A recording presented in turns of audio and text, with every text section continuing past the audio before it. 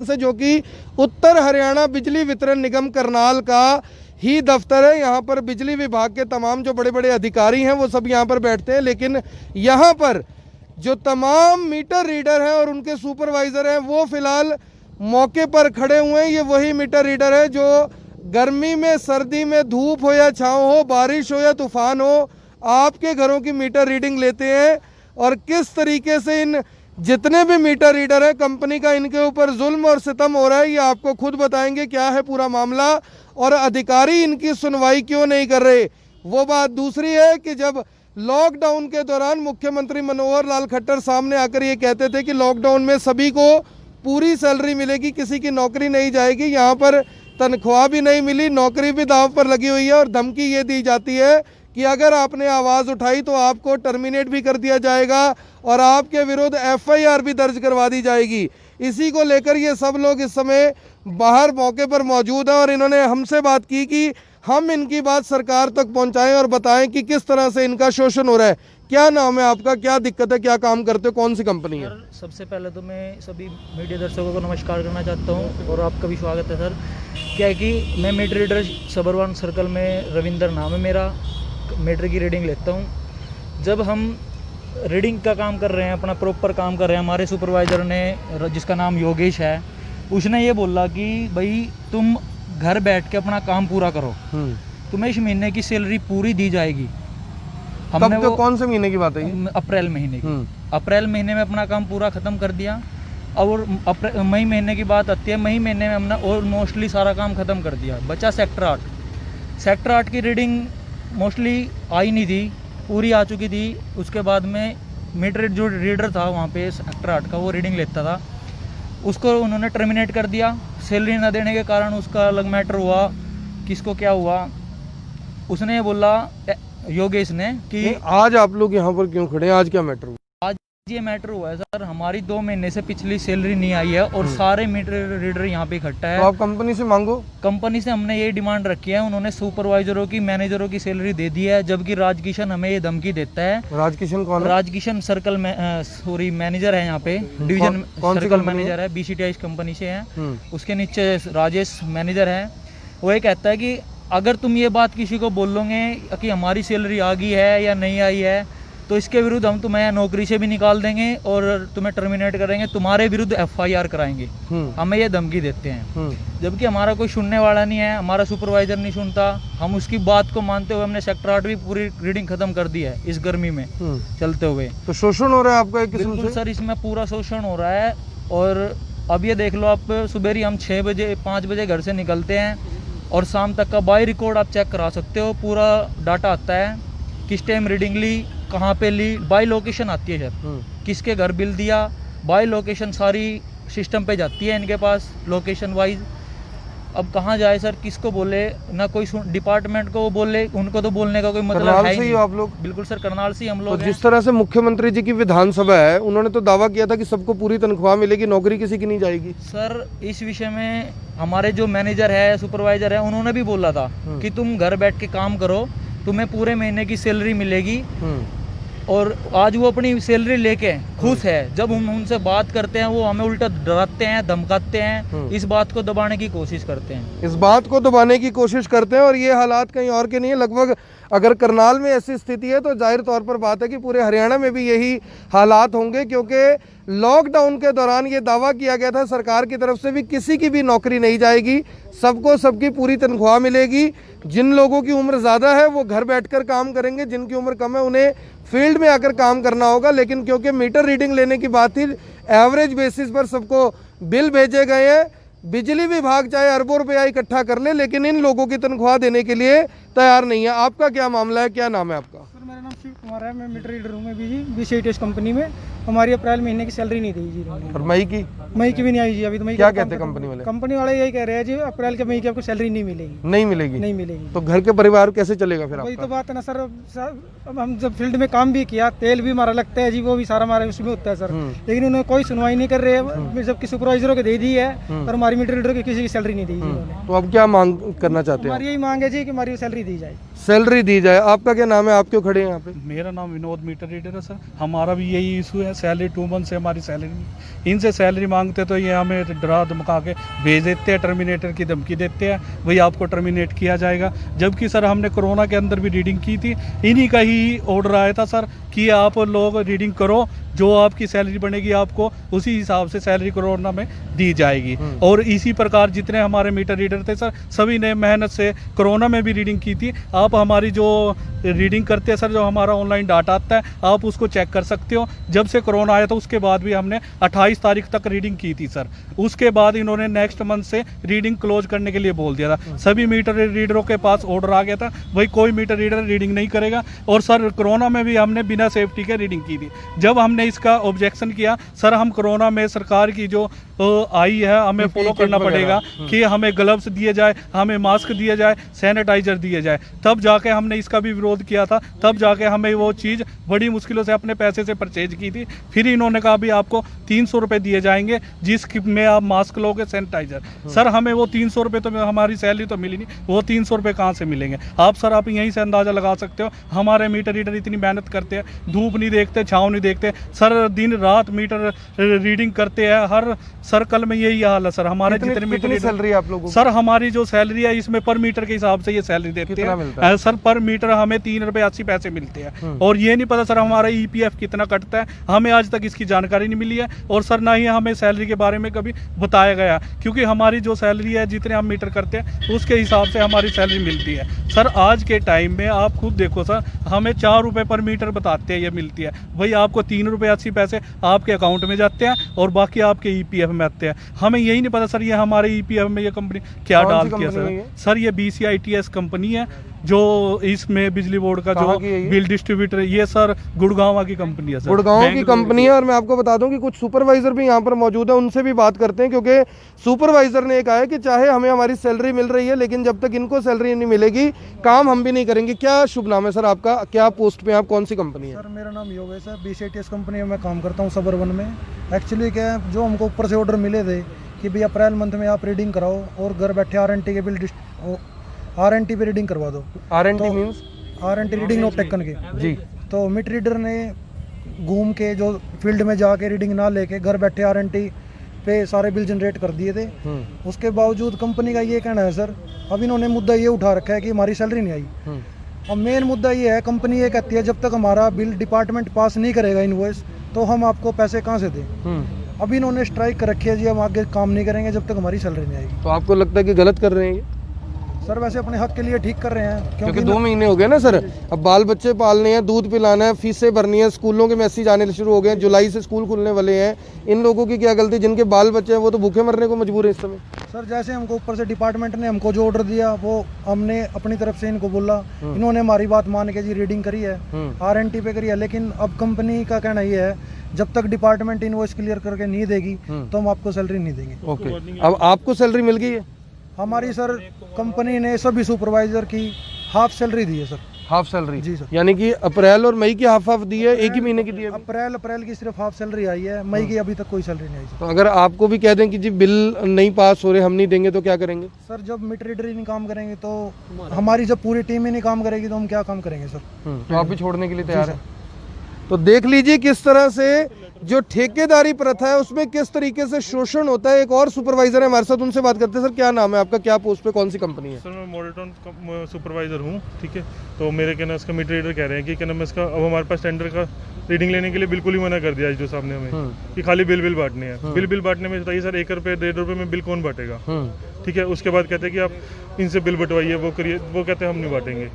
इसमें बहुत ज़्यादा प्रॉब्लम हो रही है। मीटर रीडर को कहाँ जाके रहेगा इस टाइम, कहाँ नौकरी मिलेगी? आप सुपरवाइजर की क्या सैलरी है?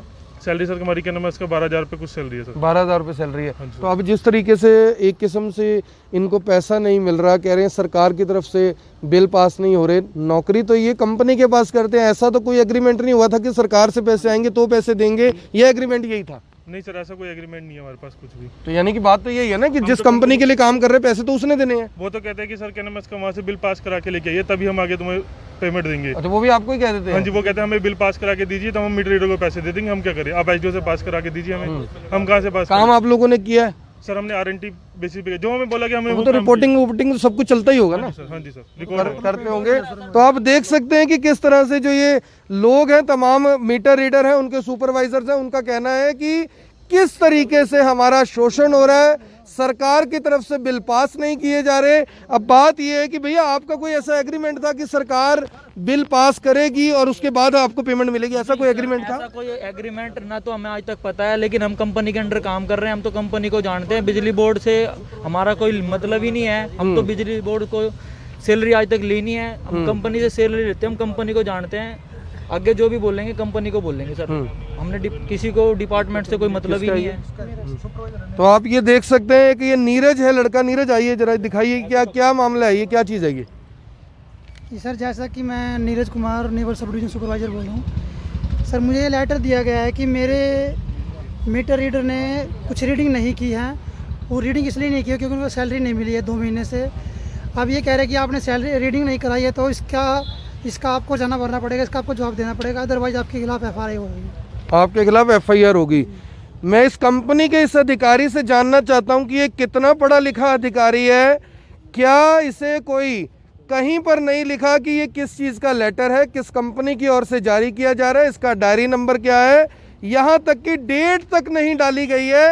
ये देख लीजिए, हरियाणा के करनाल की ये तस्वीरें हैं।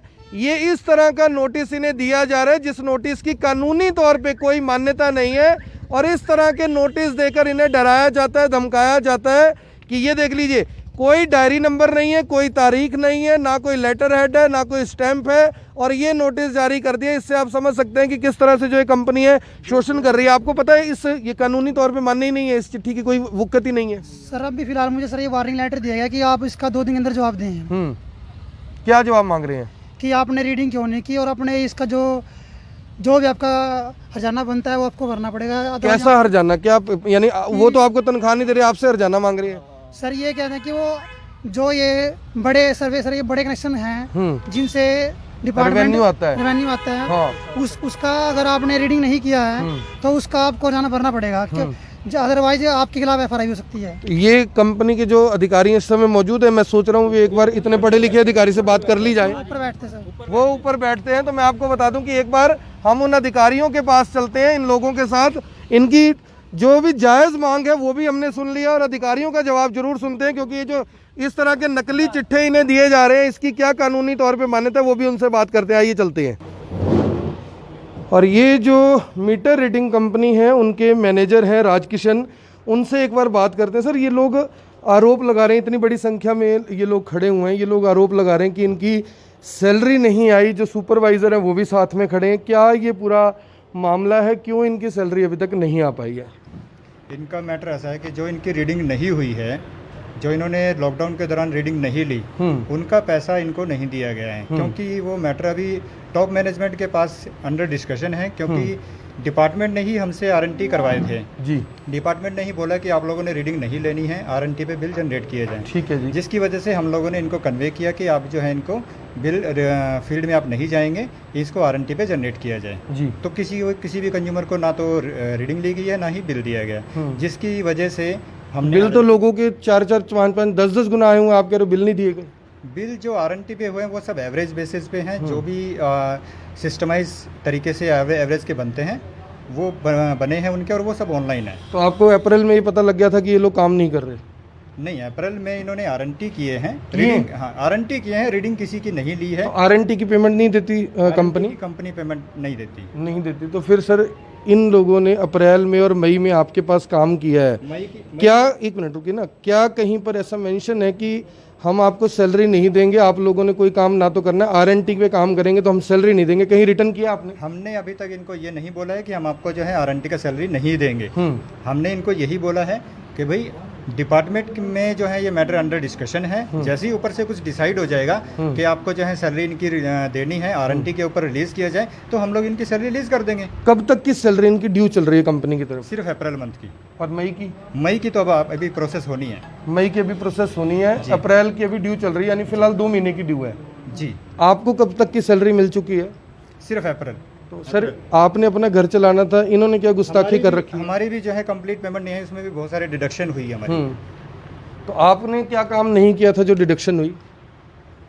हम लोगों ने भी बहुत काम नहीं किया, हम लोग ऑफिस के अंदर नहीं आए, हमने सिर्फ घर वो तो सरकार के आदेश थे कि घर बैठना है। वर्क फ्रॉम होम किया हमने। हाँ, तो सरकार ने ऐसे कोई आदेश दिए थे कि वर्क फ्रॉम होम करेंगे तो सैलरी नहीं पूरी मिलेगी? सरकार ने जो आदेश दिए थे वो सरकार के पास ही है ना, उसमें हम लोग क्या कर सकते हैं। अच्छा, ये आपने इशू किया सर नोटिस? जी, ये नोटिस हमारी तरफ से इशू किया गया। आपकी तरफ से इशू किया गया। आप मुझे ये बताएं सर, कानूनी तौर पे इसकी क्या वैल्यू है? क्या आपको सरकारी चिट्ठी बिना डायरी नंबर के, बिना लेटर हेड के, बिना स्टैंप के आती है? मैं क्लियर कर देता हूँ, ये सिर्फ और सिर्फ इसको एक नोटिस है और एक जवाब मांगा गया है जो एक पर्टिकुलर काम था जिसमें कि डिपार्टमेंट का नुकसान हुआ है। उसके ऊपर जितना जब आपका नुकसान हो गया सर, तो नुकसान के लिए ऐसे प्लेन पेपर पे चिट्ठी निकाल देते हो? सिर्फ इससे जो सिर्फ इसके ऊपर जवाब मांगा गया है। मैं तो आपसे ये पूछ रहा हूँ, क्या इसकी कानूनी तौर पे कोई वैल्यू है या नहीं है? नहीं है, इस पे कोई मेमो नंबर वगैरह कुछ नहीं है। और ये लोग ये कह रहे हैं कि आप धमकी देते हैं कि हम आप पे एफआईआर दर्ज करवा देंगे, ये यानी कि इतनी गुस्सा, यानी कि इतना शोषण किस लिए? हमने इनको कभी कोई एफआईआर की धमकी नहीं दी है। क्या किसी को कभी बोला गया एफआईआर के लिए? बोला गया कभी? बिल्कुल बोला गया है कि अगर तुम ये बोलोगे किसी को कि हमारी सैलरी आ गई है और बाकी तुम्हारी मीटर की नहीं आई है तो हम तुम्हारे खिलाफ पर्चा दर्ज करा देंगे, जबकि हमारे सुपरवाइजर ने बोला नहीं तो सेक्टर 8 की रीडिंग करो। सर, आम आदमी एफआईआर दर्ज करवाने के लिए धक्के खाता रहता है, आपकी ऐसी क्या सेटिंग है भी आप कह देते हो भी हम तो एफआईआर दर्ज करवा देंगे? ऐसी कोई सेटिंग नहीं है और ये सब गलत बयानबाजी है। अच्छा, ये गलत है। अब सर मैं आपसे आखिरी बात ये जानना चाहता हूँ, इन लोगों का दावा है कि हमने आरएनटी का काम अप्रैल के महीने में किया है।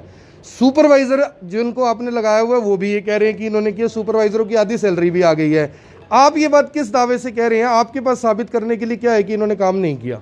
मैं भी कह रहा हूँ कि उन्होंने अप्रैल में आरएनटी का किया इन्होंने, वो चीज़ तो मैं भी कह रहा हूँ। तो फिर सैलरी क्यों नहीं आ रही इनकी अप्रैल की? क्योंकि ये मैटर अभी डिपार्टमेंट में अंडर डिस्कशन है। लेकिन आपने तो मुझे आते ही ये बात बोली थी कि इन्होंने काम नहीं किया इसलिए सैलरी नहीं आ रही। काम का मतलब एक्चुअल रीडिंग नहीं हुई है, एक्चुअल रीडिंग नहीं हुई है, ना ही एक्चुअली बिल डिस्ट्रीब्यूट हुए हैं। सिर्फ आरएनटी किए हैं जो कि घर बैठ के सिर्फ आरएनटी पंच किए गए हैं। आपने इनको यानी कि बोला था घर घर बिल बांटने को, इन्होंने नहीं बांटे, ऐसा है? नहीं, हम लोगों ने नहीं बोला क्योंकि हमें डिपार्टमेंट ने ही मना किया तो था। फिर इनकी सैलरी क्यों कट सकती है सर, ये बताइए ना। सर, ये मैटर अभी कंपनी के पास और डिपार्टमेंट के पास अंडर डिस्कशन है। जब वो क्लियर करेंगे कि हम आपको आरएनटी का पैसा देंगे, उसके बाद इनका भी मैटर क्लियर हो जाएगा। यानी कि अगर सरकार पैसे देगी आपको तो आप इनके पैसे देंगे, ऐसा है? बिल्कुल देंगे हम। अब मुझे ये बताइए, जब ये सरकार के अधिकारियों के पास जाते हैं, एक्सिन के पास जाते हैं, एसडीओ के पास जाते हैं, वो कहते हैं अपनी कंपनी से बात करो, काम ये आपके लिए कर रहे हैं या सरकार के लिए कर रहे हैं? सर, हम लोगों ने भी ये मैटर जो है डिपार्टमेंट के पास हेड ऑफिस में भी उठाया हुआ है और यहाँ लोकल लेवल पे भी हमने सबको बोला हुआ है कि हमें या तो क्लियर कर दीजिए कि हम आपको पैसा आरएनटी के बेसिस पे नहीं देंगे, तो हम फिर कंपनी अपने लेवल पे डिसाइड करेगी कि इनको कितनी वेजेस देनी है। ना तो डिपार्टमेंट ने क्लियर किया है और ना ही हम लोग अपने साइड से डिसीजन ले पा रहे हैं। अच्छा, आपने एक नीरज जी को जो ये नोटिस इशू किया, इन्होंने क्या गुस्ताखी की है? इन्होंने गुस्ताखी क्या है, इन्होंने एक पर्टिकुलर काम एक टाइम पीरियड के दौरान करना होता है, जैसे कि आपके कंज्यूमर, आप एक कंज्यूमर है, अपनी रीडिंग लेनी है, एक उसका एक टाइम पीरियड है कि मेरे को इस टाइम से इस टाइम के बीच में आपके पास बिल आ जाना चाहिए। लेकिन अगर वो कंज्यूमर आपके पास बिल अगर नहीं आएगा तो वो 4 महीने की बिलिंग हो जाएगी, 2 महीने की बिलिंग हो जाएगी, उस महीने आपका बिल ही जनरेट। लेकिन उनका तो कहना है कि कंपनी ने सैलरी नहीं दी मीटर रीडर को, इसलिए मीटर रीडर नहीं जा रहा। मैं इसमें क्या कर सकता हूँ? पैसे कंपनी दे दे, वो मीटर रीडिंग कराएगा जाके। नहीं, ऐसा कुछ नहीं है। सिर्फ 18 कंज्यूमर पेंडिंग थे, बाकी के काम इन्होंने किया है, जिसकी वजह से सारे के सारे कंज्यूमर वेस्ट हो गए हैं। जो रीडिंग इन्होंने ली थी वो भी वेस्ट हो गई है। जो रीडिंग ली थी 18 की, वो वेस्ट हो गई है। वो वेस्ट हो गई है। ऐसा कैसे, थोड़ा सा समझाइए मेरे को। HCL का RAPDRP सिस्टम है, इसमें जब तक एक पर्टिकुलर टाइम पे बाइंडर जमा नहीं होता है तो जो काम किया है वो भी वेस्ट हो सकता है। तो अब इनको कोई आश्वासन है, इनको कोई तनख्वाह मिलेगी या कहानी खत्म है? नहीं, ऐसा नहीं है। जैसे ये मैटर डिस्कस ऊपर से क्लियर हो जाएगा कि आपको वेजेस दिए जा रहे हैं तो हम लोग भी इनका रिलीज कर देंगे। तो अगर ऊपर से सरकार ने कह दिया हम पैसे नहीं देंगे, फिर क्या होगा? फिर कंपनी डिसाइड करेगी इनको वेजेस कितने देने हैं या नहीं देने हैं। अब अगर मान लो ये अब जैसे आज से काम कह रहे हैं कि हम नहीं करेंगे, तो अब भी तो मीटर की रीडिंग रुक जाएगी। तो कुछ कंपनी को आपने नॉलेज में डाला है सब कुछ? बिल्कुल डाला हुआ है सर, हेड ऑफिस में भी डाला हुआ है और डिपार्टमेंट को भी डाला हुआ है। सर, सरकारी नौकरी नहीं है आपकी, ऐसा काम करो कि किसी की बद्दुआ ना मिले। घर सबने चलाना है। सुनिए बात को, एफआईआर दर्ज करवा देंगे। इस तरह के नकली असली नोटिस आप दे रहे हैं इनकी, यानी ना देखिए, शोषण करेंगे तो शिकार कभी आप खुद भी हो सकते हैं उसका, या नहीं हो सकते? एफआईआर का हमने कभी किसी को ऐसा नहीं बोला, यानी सारे झूठ बोल रहे हैं? बिल्कुल झूठ बोल, सारे झूठ बोल रहे हैं हमने। अच्छा, सुपरवाइजर जी, चलो सुपरवाइजर की सैलरी मिल गई, वो झूठ नहीं बोलेगा। सुपरवाइजर जी वो कह रहे हैं एफआईआर जैसी कभी कोई बात नहीं हुई। सर, एक्चुअली क्या होता है, जो हमारे पास डाटा आता है ना वो मंथ के स्टार्टिंग में आ जाता है, तो हमने वो रीडिंग 10 तारीख तक कंप्लीट करनी होती है। और जो सेकंड जो ग्रुप आता है वो 11 तारीख को इनिशिएट हो जाता है। उसकी रीडिंग हमने 20-22 तारीख को सबमिट करनी पड़ती है डिपार्टमेंट को। जैसे ही हमारे पास डाटा आया, ऊपर से जो मैनेजमेंट ने हमको आदेश दिए, हमने मीटर रीडर को बोला भाई आप RNT पे कर दो। हमको ये बोला गया था भाई जो भी सैलरी डिसाइड होएगी ऊपर हाई लेवल पे तो वो आपको मिलेगी। उसके बावजूद FIR वाली बात सही है या गलत है? वाली बात सर ये है, जैसे मान लो डाटा कंप्लीट नहीं होता, जैसे आपके सामने एक सुपरवाइजर को नोटिस नहीं, दिया, वो छोड़ दो, वो तो कह रहे हैं कि हमने कभी FIR जैसी बात नहीं की है या नहीं की, किसी भी कारण से कहते हैं या नहीं कहते? FIR की ये होती है सर, जो मान लो आपने टाइम पे रीडिंग सबमिट नहीं करी, डिपार्टमेंट को कोई लॉस होता है तो हम आपके खिलाफ FIR करा देंगे। कहते हैं ना ये बात, तो सर ये तो कह रहे हैं, आप कह रहे हैं मैंने आज तक कभी जिंदगी में ये बात नहीं बोली। सर वो डिपार्टमेंट लेवल पे है, डिपार्टमेंट कहीं पे ये बात रिटर्न में है आपके पास कि अगर काम नहीं होगा तो FIR दर्ज होगी? नहीं, हमारे पास कोई रिटर्न में नहीं है, ना ही हमने आज तक किसी की FIR कभी कराई। चलो ये बात तो झूठ है या सच है, पकड़ा जरूर गया। आप सभी लोगों से अपील, जो भी लोग इस खबर को देख रहे हैं, इस खबर को साथ के साथ शेयर जरूर कर दें। ये सीधी तस्वीरें करनाल के बिजली विभाग से आप देख रहे हैं और तमाम ये कर्मचारी हैं, सुपरवाइजर हैं जिनकी सैलरीज नहीं मिली हुई हैं। आप इनके जवाब से संतुष्ट हैं? नहीं जी, बिल्कुल संतुष्ट नहीं है जी। संतुष्ट नहीं है, तो अब जब तक सैलरी आएगी तब तक काम करेंगे, क्या करेंगे? बिल्कुल काम नहीं करेंगे। और अगर ये नया स्टाफ रख लेंगे तो? अगर नया स्टाफ रख लेंगे तो सर वो इनके ऊपर है। हमारे पास जो इंस्ट्रूमेंट है या कुछ भी है वो अगर ये लेना चाहते हैं, अगर अपने स्टाफ से काम चलाना चाहते हैं तो हम देने के लिए तैयार हैं इनको। सैलरी मिले तो आप देने के लिए तैयार हो? बिल्कुल जी, सैलरी मिलेगी तो देने के लिए तैयार है। सीधी तस्वीरें करनाल के राजीव गांधी विद्युत सदन से आप देख रहे हैं। आप सभी लोगों से अपील रहेगी, इस खबर को देखने वाले इस खबर को साथ के साथ शेयर जरूर कर दें। कर्मचारियों का आरोप है कि FIR जैसी बातें की जाती हैं। जो सुपरवाइजर हैं वो इस बात की पुष्टि कर रहे हैं, लेकिन जो राजकिशन है, मैनेजर की शायद इनकी पोस्ट है, मैनेजर है सर, आप मैनेजर यहाँ पर हैं यानी कि प्रबंधक है, उनका कहना है कि हमने FIR की कभी कोई बात नहीं कही। आप क्या कहना चाहेंगे? सर 3 साल से काम कर रहा हूँ। नाम मेरा सुनील सर, मैं BCTS कंपनी के तहत मैं काम कर रहा हूँ। 2 साल से सर पहले हम रीडिंग लेते थे, बाद में बिल डिस्ट्रीब्यूट करते थे। अब क्या हो गया सर, 1 साल से हम अपना फ़ोन यूज़ कर रहे हैं, अपना पर्सनल फ़ोन यूज़ कर रहे हैं कंपनी के काम के लिए। कंपनी ने ना हमारे को फ़ोन दिया है, मशीन ऐसी देते हैं सर। अभी तो है नहीं, प्रत्यक्ष में आपको दिखाता, प्रत्यक्ष दिखाता मैं हमारे पास आपको। रिकॉर्डिंग है। सुनने वाला कोई है नहीं सर, किसी से पूछो। टाइम पे कभी भी इनके पूरी, अगर मान लो किसी कंज्यूमर की 2000 रीडिंग लेनी है हमने किसी एरिया की, तो उसमें से 1500 मीटर आते हैं। 500 मीटर हम बाद में 2 बार करके दोबारा करते हैं, मतलब बीच में पेंडिंग। अपना तेल 4 रुपये 13 पैसे रीडिंग के मिला जी। उसमें जब ये बात अपने बाइक पे पर्सनल सिस्टम से अपने पर्सनल तेल फूक कर सर कंप्लेंट में हम जावा ना, हमने कोई कन्वेंस मिलता है ना, टाइम पे सैलरी आज तक नहीं आई जी कभी। 3 साल हो गए। और ESI EPF आप कह रहे थे? PFI का तो पता ही नहीं जी कहाँ। 1 साल में तो हमें सर ज्वाइनिंग लेटर मिला था, 1 साल बाद ज्वाइनिंग लेटर, और हमारा वो आया था पहचान पत्र 1 साल बाद कंपनी में ज्वाइनिंग होने के बाद। ESI कार्ड का सर आज तक पता ही नहीं, कट भी रहा नहीं कट रहा है, कोई पता नहीं। कुछ नहीं पता, कहा गया था आपको? हाँ जी, कहा गया। ज्वाइनिंग लेटर में लिखा हुआ है? सब कुछ लिखा है जी, ज्वाइनिंग लेटर हिंदी में तो है नहीं सर, इंग्लिश पर तो इसकी RTI लगा के चेक करवा लो, इसमें क्या दिक्कत है? करवाएंगे सर। मेरी मदद ले लेना, किसी को चाहिए भाई RTI मैं लगवा दूंगा आपकी, अपना जाके चेक करवाओ। एक बार इनसे भी बात कर ले। राजकिशन जी सिर्फ 1 मिनट चाहिए आपका। ठीक है।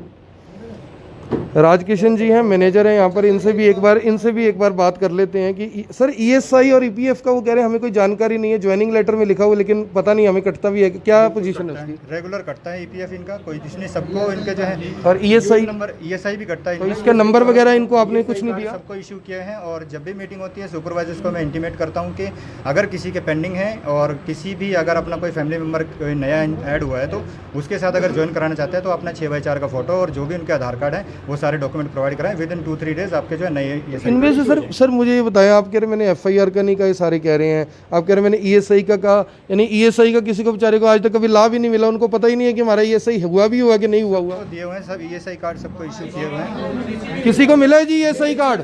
किसी को मिला है? अगर मिला है तो उस चीज की रिसीविंग होती है, बाय कॉपी हार्ड कॉपी। हाँ ये ठीक है सर, ऐसा कुछ है अपने पास? नहीं अभी फिलहाल नहीं है, देखना पड़ेगा, बिल्कुल होगा इसमें। अच्छा, तो यानी कि फिलहाल जो लोग देख रहे हैं तस्वीरें वो इस बात का फैसला कर रहे हैं। आप सभी लोगों से अपील, जो भी लोग इस खबर को देख रहे हैं, इस खबर को साथ के साथ शेयर जरूर कर दें। किस तरह से बिजली मीटर रीडर जो है इनका शोषण किया जा रहा है। तस्वीरें हरियाणा के करनाल से हैं। करनाल के विधायक मुख्यमंत्री मनोहर लाल खट्टर हैं, जो बड़े बड़े दावे जरूर करते हैं, लेकिन उन दावों की हवा तब निकल जाती है जब लोग कैमरे पर आकर कहते हैं कि हमें सरकार की कही हुई किसी भी बात का लाभ नहीं मिल रहा। नौकरी हमारी खतरे में है, तनख्वाह हमें मिली नहीं है, ईएसआई ईपीएफ का पता नहीं है। लेकिन कंपनी के जो मैनेजर हैं उनके अपने ही तर्क हैं। उनका कहना है कि मैंने सभी को ईएसआई कार्ड भी दिए हुए हैं, ईपीएफ इनका कट रहा है, लेकिन जानकारी किसी के पास फिलहाल नहीं है। आप सभी लोगों से अपील, इस खबर को देखने वाले इस खबर को शेयर जरूर करें। मैं हूं आकर्षण उपल, करनाल के सेक्टर 12 से आप सभी के साथ लाइव। जय हिंद, जय भारत, धन्यवाद।